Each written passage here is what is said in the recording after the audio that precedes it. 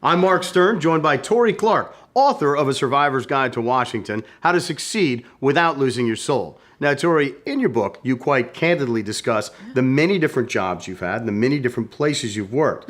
So tell me, how has your clear inability to hold on to a job served you, and has this in any way kind of hurt you? Yeah, I lost track after a while, and when your resume has to go on page after page after page.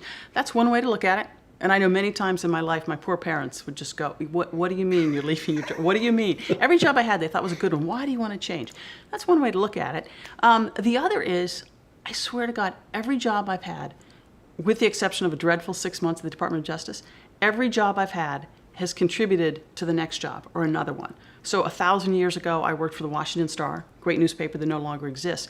Having worked there, even just for a couple of years, it gave me a very important sense of what it is like to be a journalist and their pressures and their deadlines and how to work with them. Tremendously valuable for the next 25 years. I tried to be a photographer, failed, but that gave me an appreciation for the value of visuals, and I've used that in every other job I've had. I worked in the U.S. Trade Rep's office. All I did was deal with foreign media from around the world and businesses from around the world. It made me very comfortable operating in a global environment, which was tremendously helpful when I went to the Pentagon, tremendously helpful in my current job. So one way to look at it is she can't hold a job, and people have said that many times. And the other is there's just one big learning experience. Now, throughout the course of this, do you have any regrets other than the Department of Justice and said, maybe I should have stayed somewhere a little bit longer? The worst 6 months of my life Evidently. ever. I can't even go by that building. It was so awful.